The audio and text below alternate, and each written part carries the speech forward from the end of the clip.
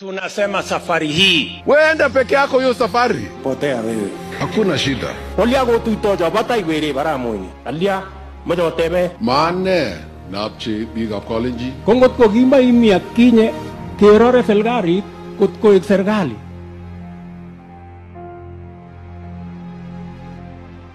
Wakati aliyekuwa seneta wa Baringo na mwenyekiti wa KANU Gideon Moi'S alipotangaza kwamba chama chake kitaungana na serikali ya Rais William Ruto, wengi hawakustaajabu, lakini wachache walibaki wakiwa na hisia za taharuki. Kwa baadhi, ilikuwa ni mkakati wa kisiasa uliokokotolewa kwa ustadi, hatua ya kimaamuzi mbele upepo na uvuma kwa kasi katika uwanja wa siasa. Kwa wengine ilikuwa ni ishara ya kujisalimisha, kukiri kwa mwisho kwamba KANU, chama kilichowahi kuwa uti wa mgongo wa siasa za Kenya, sasa kimepoteza dira na uhai wake. Vyovyote vile, uamuzi wa Moi umeandika upya hesabu za kisiasa, wakati taifa likielekea kwenye uchaguzi mkuu mwaka 2027. KANU, chama kilichotawala Kenya kwa karibu miongo minne bila kupingwa, kimekuwa kama mti mkongwe uliokauka mizizi. Kuporomoka kwake kulianza kabla Gideon hajashika usukani, lakini chini ya uongozi wake ufa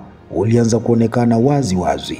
Mnamo mwaka 2022 chama hicho kilitoa wagombea wachache, kikipata pigo kubwa na kupoteza ngome yake ya bonde la ufa kwa chama kipya cha UDA cha Rais William Ruto. Ifikapo mwaka 2025 umuhimu wa KANU ulikuwa umesalia katika kumbukumbu na urithi wa kifamilia pekee.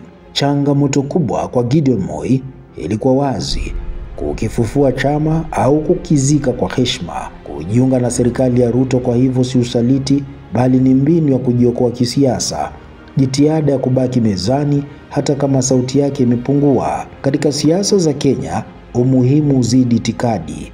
Hatua ya Moi inafanana na uhalisia wa siasa zetu, ambapo upinzani ni dhaifu, rasilimali zimejikita serikalini na ukaribu na mamlaka ndio unaoamua ushawishi. Kwa kujipanga upande wa serikali, Gideon Moi'S amejihakikishia kiti cha mbele katika maamuzi ya taifa na fursa ya kurejesha mitandao, kupata nafasi ya kulinda urithi wa familia yake ndani ya utawala mpya.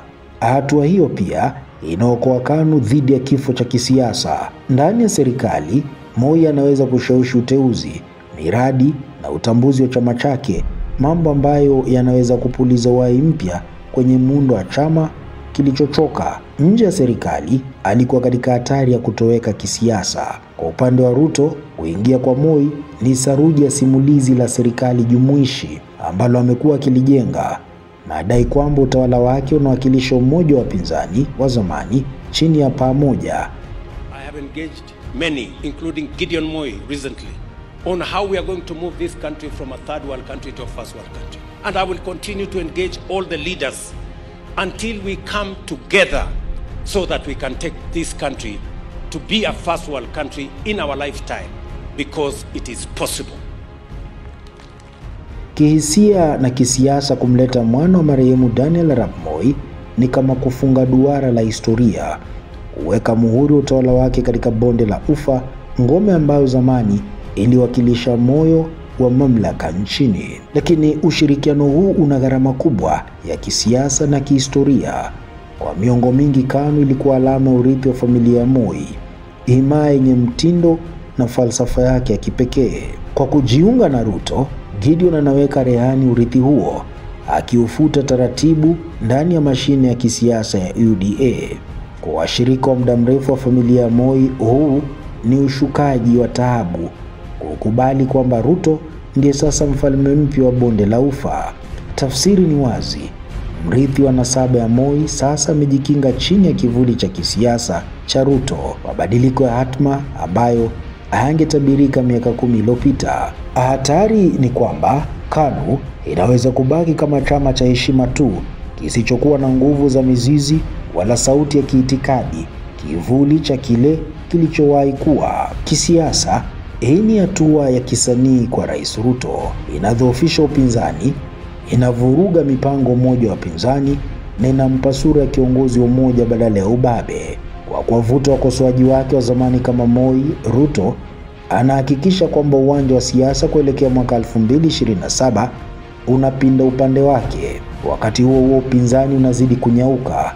Wakuu kama Raila Odinga na Kalonzo Musyoka wanazidi kupoteza washirika, huku wanasiasa wengi wakivutiwa na kivuli cha mamlaka. Mhimili wa siasa za Kenya unahama, si kwa misingi ya imani, bali kwa sababu mfumo wenyewe unalipwa wanaokaribia moto wa mamlaka. Swali kuu sasa ni je, mbinu ya Gideon Moi itaifufua KANU au itaizika kaburini kabisa? Iwapo Ruto ataendelea kushikilia usukani wa taifa, Moi anaweza kunufaika kwa kuwa karibu na kitovu cha mamlaka. Huenda akajijenga upya kama mtu wa katikati ya kizazi cha kale na kipya cha uongozi. Our obligation is to look after the poor and marginalized.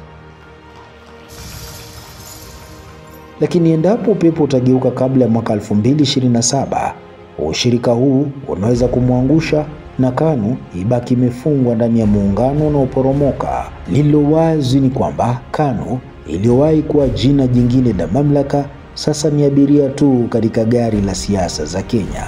Uamuzi wa Gideon Moi kujiunga na serikali ya Ruto ni bahati nasibu ya kisiasa iliyopangwa kwa makini lakini wenye hatari. Huenda ukampa nafasi ya kujinusuru kwa muda na kuipa KANU pumzi mpya, lakini pia unahatarisha kufuta kabisa misingi ya uhuru wa chama hicho kikongwe. Katika uwanja wa siasa za Kenya ambapo anayekosa kubadilika humezwa na wakati, hatua ya Moi ni simulizi la siasa zetu, mchanganyiko wa ujanja, uhalisia na huzuni. Ni ukumbusho kwamba katika hesabu mpya za mamlaka, hata wenye asili ya kifahari hulazimika kuinama ili kubaki hai.